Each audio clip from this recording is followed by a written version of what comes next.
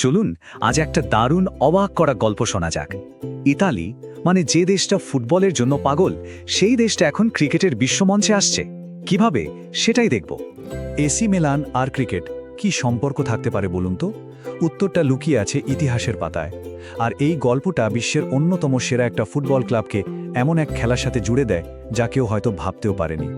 ব্যাপারটা কিন্তু মোটেই নতুন কিছু না, বরং শুনলে অবাক হতে হয় যে ইতালিতে ক্রিকেটের ইতিহাস প্রায় 200 বছরেরও বেশি পুরনো। এই টাইমলাইনটা দেখুন, সেই 1800 সাল থেকে ইতালিতে ক্রিকেট খেলা হচ্ছে, যদিও খুব একটা প্রচার পায়নি। আর সবচেয়ে মজার ব্যাপার কি জানেন? এসি মিলান বা জেনোয়ার মতো বড় বড় ফুটবল ক্লাবগুলোর শুরুটাও কিন্তু হয়েছিল ক্রিকেট টিম হিসেবেই। কিন্তু এত পুরনো ইতিহাস থাকা সত্ত্বেও ক্রিকেটটা ঠিক এগোতে পারল না। মানে ফুটবলটা এতটাই জনপ্রিয় হয়ে উঠল যে পুরো দেশের মন জয় করে নিল, আর তার আড়ালে ক্রিকেট খেলাটা প্রায় হারিয়েই গেল। তো সেই হারানো খেলাটা যখন আবার ফিরে আসার চেষ্টা করছে, তখন তাদের লড়াইটা ঠিক কতটা কঠিন। চলুন বর্তমানের চ্যালেঞ্জগুলো একটু দেখে নেওয়া যাক। সবচেয়ে বড় সমস্যা হলো মাঠ। ভাবুন তো, পুরো ইতালিতে একটাও ঘাসের উইকেট নেই, সবই অ্যাস্ট্রোটার্ফের। এখন ঘাসের উইকেট ছাড়া আন্তর্জাতিক মানের ক্রিকেট আয়োজন করা বা খেলোয়াড় তৈরি করা তো প্রায় অসম্ভব, তাই না? কিন্তু এত সমস্যার পরেও একটা দারুণ ব্যাপার আছে। জানেন ইতালিতে এখন কতজন নিয়মিত ক্রিকেট খেলে? প্রায় 20,000।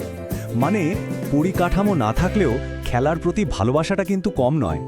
তাহলে বোঝাই যাচ্ছে এই 20,000 খেলোয়াড়ের উৎসাহকে যদি কাজে লাগাতে হয়, তাহলে অনেক কিছু করতে হবে।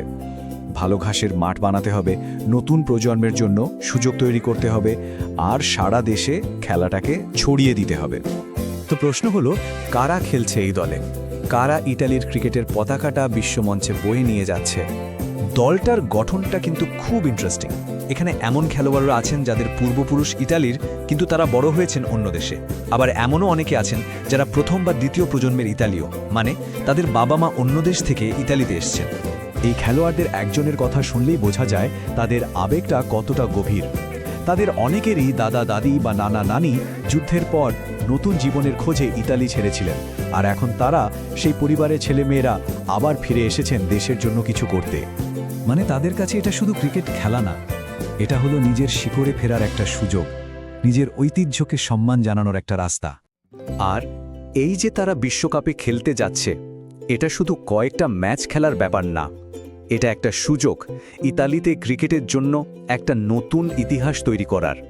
কারণ এই বিশ্বকাপের মাধ্যমেই ইতালির মানুষ প্রথমবারের মতো টিভিতে ক্রিকেট খেলা দেখবে। ভাবুন তো, যে দেশের মানুষ ক্রিকেট প্রায় চেনেই না, তাদের সামনে পুরো খেলাটাকে তুলে ধরার এর যে বড় সুযোগ আর কি হতে পারে। আর খেলোয়াড়রাও এই সুযোগটার গুরুত্ব বোঝেন।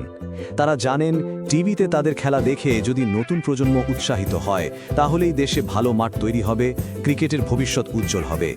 তাদের আসল লক্ষ্য একটাই, এই বিশ্বকাপের মঞ্চকে ব্যবহার করে খেলাটাকে সারা দেশে ছড়িয়ে দেওয়া, এমন একটা পরিস্থিতি তৈরি করা যাতে ইতালিতেও ক্রিকেটের একটা নতুন প্রজন্ম গড়ে ওঠে। তো সব মিলিয়ে এটা একটা দারুণ মুহূর্ত। এখন প্রশ্ন হলো, এটা কি ইতালির ক্রিকেট বিপ্লবের শুরু, নাকি বিশ্বকাপের মঞ্চে আসাটা একটা বিচ্ছিন্ন ঘটনায় থেকে যাবে? সময়ে এর উত্তর দেবে।